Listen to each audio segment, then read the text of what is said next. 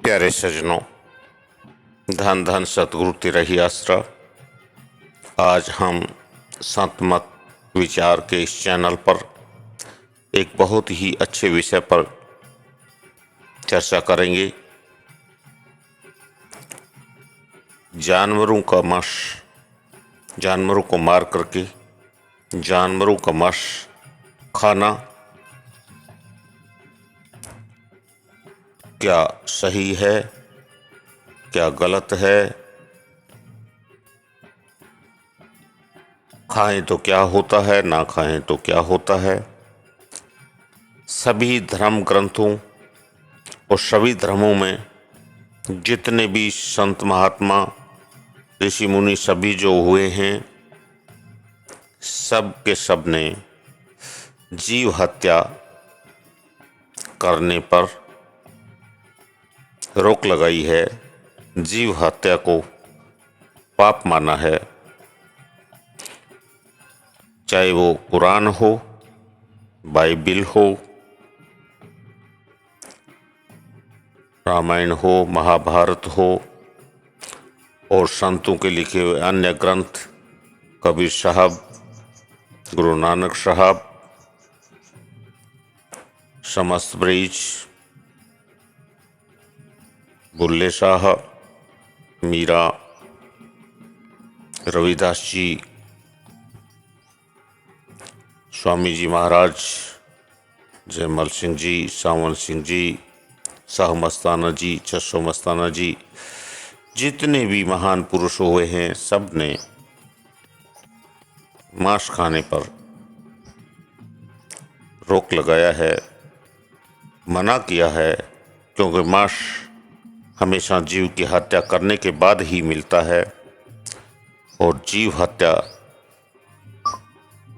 करना अपने आप में पाप है।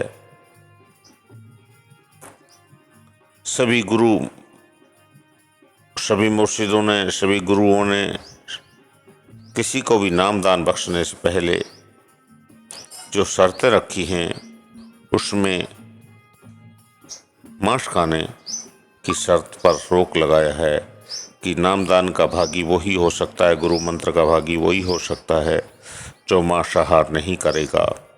मांसाहार करने वाले को नामदान की बख्शिश नहीं मिलती। तो इस विषय पर हम जब चर्चा करते हैं, किसी जानवर का गोश्त बार बार खाने में आएगा तो उस जानवर के गुण, दोष और प्रवृत्तियां भी मनुष्य के स्वभाव में पैदा हो जाती हैं और उस मनुष्य की सूरत यानी आत्मा का उस वर्ग के पशु पक्षी अथवा मनुष्य से नीचे किसी भी योनि या चोले में उतार हो जाएगा। वनस्पतियों में चेतन धारों की कमी होने के कारण कोई भी चक्र जागे हुए या विकसित हुए नहीं होता। मनुष्य में या पशुओं में जो जीवन धारें और शक्ति धारें काम करती हैं, वे अधिक सक्रिय और चेतन होती हैं और वनस्पति में कमोवेश निष्क्रिय के समतुल्य रहती हैं, अर्थात चेतना न्यूनतम रहती है। इसलिए वनस्पति से प्राप्त सात्विक भोजन अधिक वांछनीय है और उससे कोई हर्ज और नुकसान भी नहीं होता है। कर्म भार भी नहीं बढ़ता है क्योंकि उन्हें पीड़ा का अनुभव नहीं होता है। जानवर के मारने में जो उसे पीड़ा पहुंचाई जाती है, उसकी सजा भुगतनी पड़ेगी, क्योंकि उनमें चेतना की सक्रिय धारा काम करती है। उन्हें सुख दुख का एहसास अधिक होता है।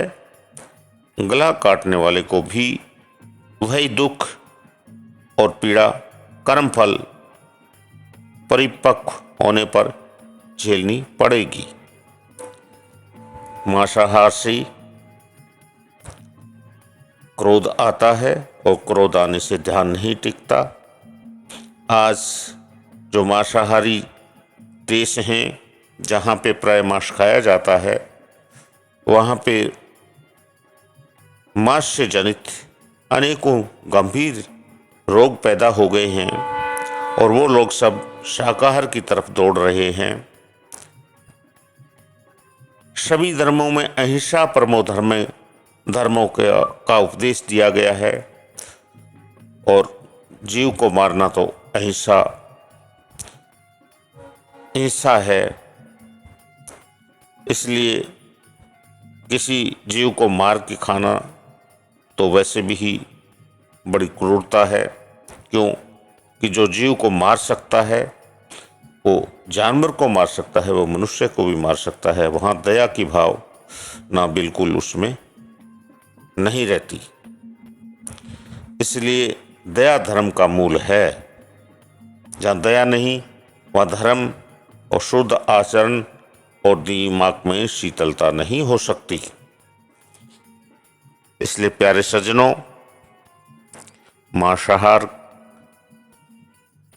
से अनेकों रोग पैदा होते हैं, विकार पैदा होते हैं, शरीर के लिए भी घातक है और धार्मिक दृष्टि से भी घातक है। इसलिए हमें इस चीज से दूर रहना चाहिए।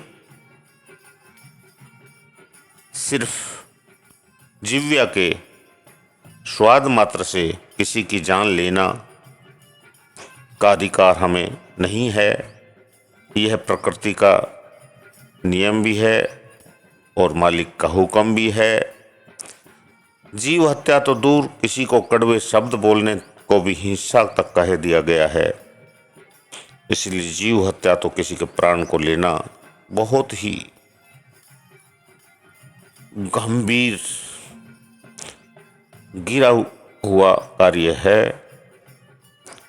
इसलिए अपना सोचें और अपने संत महात्माओं धर्मों का बताए हुए मार्ग पे चलें। प्रतिदिन धार्मिक स्थानों पे जाना, उनमें बढ़ चढ़ के भागीदारी करना, उनमें दान दक्षिणा देना, अपने आप को महान साबित करने का ढोंग रचना और आखिर चोरी छुपे या खुल्लम खुला जीवों को मार मार के खाना, ये कोई भी धर्म हमको नहीं सिखाता है। तो आप और हम अपने आप इस गंभीर मसले पर विचार करें और सोचें कि मांस के बदले मांस देना पड़ेगा और पशु का मांस खाने से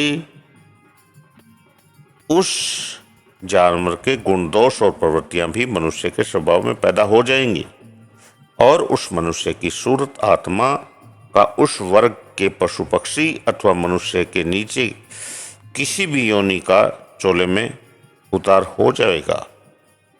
तो आप और हम अपना अपना विचार करें, सोचें क्या करना है, क्या उचित अनुचित।